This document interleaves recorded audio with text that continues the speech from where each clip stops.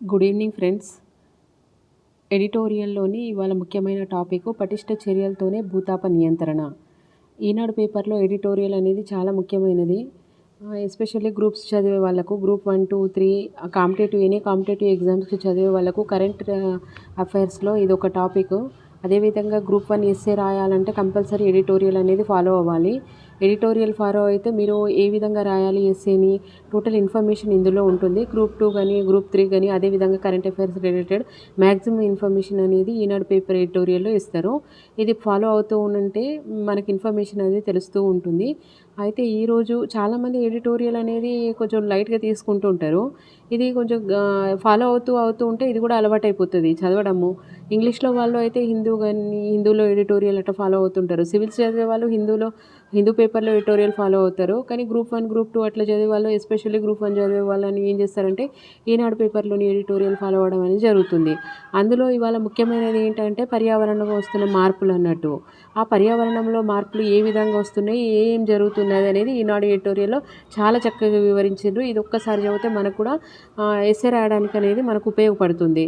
అందులో వాతావరణ మార్పుల వల్ల అనేక విపత్తులు సంభవిస్తున్నాయి. శిలాజ ఇంధనాలు పరిమిత వినియోగము, కార్బన్ ఉద్గారాల స్వీయ నియంత్రణ, అడవుల పరిరక్షణ వంటివి భూతాప కట్టడికి అమితంగా దోహదపడతాయి. ఈ అంశాలపైన ఏటా సిఓపి విశ్వ సదస్సులో చర్చలు జరుగుతున్నాయి. నిర్దిష్టమైన కార్యాచరణ అనుసరించడంలో చిత్తశుద్ధి కొరబడుతుంది. ఏంటంటే మన భూతాపం పెరగడానికి వాతావరణంలో జరుగుతున్న మార్పులకు గల కారణాలు ఏంటి అనేది ఇందులో ఇచ్చిండ్రు. శిలాజ ఇంధనాలు ఒకటి, కార్బన్ ఉద్గారాలు ఒకటి. వీటిని నియంత్రించాలంటే ప్రపంచ దేశాలందరూ తమ యొక్క పరిమితి లెవెల్కి వినియోగించకుండా కట్టడి చేయాలని చెప్తున్నాయి. ప్రతి సంవత్సరము ఏటా ఏదో ఒక దేశంలో ఈ సిఓపి అంటే కాన్ఫరెన్స్ ఆఫ్ పార్టీస్ అనే సదస్సు జరుగుతూ ఉంటుంది ప్రపంచవ్యాప్తంగా. ఈ సిఓపి అనేది ఐక్యరాజ్య సమితి నిర్వహిస్తున్న కాన్ఫరెన్స్ ఆఫ్ పార్టీస్ మీటింగ్ అన్నట్టు. ఈ పర్యావరణ మార్పుల నియంత్రణకి ఐక్యరాజ్య సమితి 1995 నుంచి ప్రపంచ దేశాల ప్రతినిధులతో చర్చలు నిర్వహిస్తుంది. ఇప్పటిదాకా 27 కాప్ వార్షిక సదస్సులు జరిగాయి. నేటి నుంచి దుబాయ్ వేదికగా సిఓపి 28 ప్రారంభమవుతుంది. వాతావరణ సంక్షోభాలు తీవ్రమవుతున్న నేపథ్యంలో 2 వారాల పాటు జరిగే ఈ సదస్సులో చర్చలు తీసుకునే నిర్ణయాలు ప్రాధాన్యత సంతరించుకున్నాయి. గత ఒప్పందాల అమలుపైన సమీక్ష, ధీటైన కార్యాచరణకు ఈ సదస్సు దారి చూపుతుంది. పేద వర్తమాన దేశాలు ఆశాభావం వ్యక్తం చేస్తున్నాయి. అయితే ఏంటంటే 1995 నుంచి ఐక్యరాజ్య సమితి కాన్ఫరెన్స్ ఆఫ్ పార్టీస్ అనేది ప్రారంభించింది, చర్చలు చేస్తుంది. ఎందుకంటే పర్యావరణంలో మార్పులను నియంత్రించాలి అని. అందులో ఫస్ట్ జరిగిన సదస్సు సిఓపి 1 కాన్ఫరెన్స్ ఆఫ్ పార్టీస్ సదస్సు 1 అనేది బెర్లిన్లోని జర్మనీలో జరగడం అనేది జరిగింది. తర్వాత ఇప్పుడు జరుగుతున్న సదస్సు సిఓపి 28. ఈ సిఓపి 28 అనేది దుబాయ్లో జరుగుతుంది అని చెప్పిండ్రు. సిఓపి 27 అనేది షర్మిల్ ఈజిప్ట్లో జరిగింది. సిఓపి 26 మీకు ఎవరైనా మిత్రులు తెలిస్తే కింద కమెంట్ బాక్స్లో కమెంట్స్ చేయండి, నేను దానికి ఆన్సర్ రిప్లై ఇస్తాను. ఇప్పుడు నెక్స్ట్ ఏంటనంటే ఈ కాన్ఫరెన్స్ పార్టీలో కొన్ని కండిషన్స్ పెట్టుకుంటున్నారు. కానీ ఆ కండిషన్ని ఎవరు ఫాలో కావట్లేదు.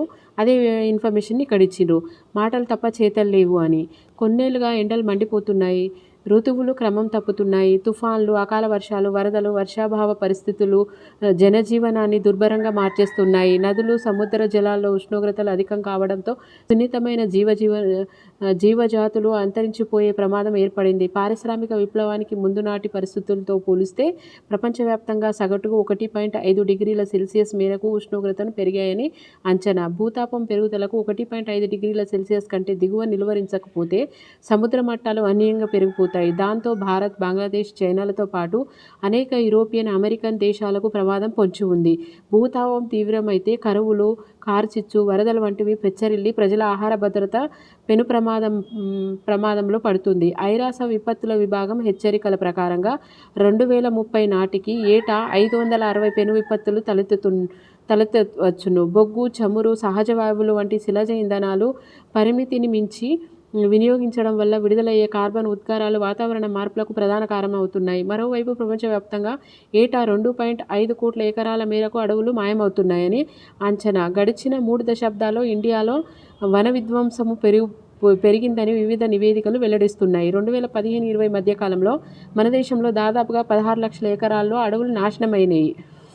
వీటికి తోడుగా 80% వ్యర్థ జలాలు ఇప్పటికీ సముద్రంలోనే విడిచిపెడుతున్నారు. గడిచిన 100ఏళ్లలో 50% చిత్తడి నేలలు, పగడపు దిబ్బలు పోయినాయి. వాయు కాలుష్యము అత్యంత ప్రమాదకర దశకు చేరుకుంది. ప్లాస్టిక్ వినియోగం మితిమీరిపోవడంతో మానవాళి ఆరోగ్యంపైన తీవ్ర దుష్ప్రభావం పడుతుంది. సముద్ర జలాల్లో కలుస్తున్న ప్లాస్టిక్ కారణంగా ఇక్కడి జనజీవనం వ్యవస్థ ప్రతికూలంగా ప్రభావితమవుతుంది. ఒకసారి వాడి పారేసే ప్లాస్టిక్ ఉత్పత్తుల తయారీ, వినియోగంపైన అనేక దేశాలు నిషేధం విధించినా అది ఆశించిన స్థాయిలో అమలు కావడం లేదు. ఏమిటి అనంటే ఈ వాతావరణ మార్పుల వల్ల సముద్రం యొక్క మట్టం పెరిగి సముద్ర లెవెల్ అనేది పెరిగిపోతుంది. ఎందుకనంటే వాతావరణ కాలుష్యం వల్ల బిఫోర్ ఇండస్ట్రియల్ రెవల్యూషన్ కంటే ముందున్న దానికంటే 1.5 డిగ్రీల సెల్సియస్ అనేది పెరిగిపోతుంది. ఈ వేడి పెరిగిపోవడం వల్ల అకాల వర్షాలు రావడము, తుఫాన్లు రావడము, కరువులు రావడము, సీజనల్ చేంజెస్ రావడము, వీటి వల్ల ఏంటంటే ప్రజలకు ఆహార కొరవడే ప్రమాదం ఏర్పడుతుంది. కాబట్టి వీటన్నిటిని కట్టడి చేయాలని ఐక్యరాజ్య సమితి ఈ COP కాన్ఫరెన్స్ ఆఫ్ పార్టీని ఏర్పరిచింది, సబ్మిట్ నిర్వహిస్తుంది. విచ్చలవిడిగా కార్బన్ ఉద్గారాలతో పర్యావరణాన్ని తీవ్రంగా దెబ్బతీస్తుంది. అభివృద్ధి చెందిన దేశాలేనని అనేక అధ్యయనాలు చాటుతున్నాయి. వాతావరణ మార్పులు ఎగదోస్తున్న సంపన్న దేశాలు పర్యావరణ పరిస్థితుల్లో బాధ్యతాయుతమైన పాత్రను పోషించటం లేదని పేద వర్తమాన దేశాలు ఆందోళన వ్యక్తం చేస్తున్నాయి. 2015 ప్యారిస్ వేదికగా జరిగిన COP21 ప్రపంచ దేశాల మధ్య చారిత్రాత్మక ఒప్పందం కుదిరింది.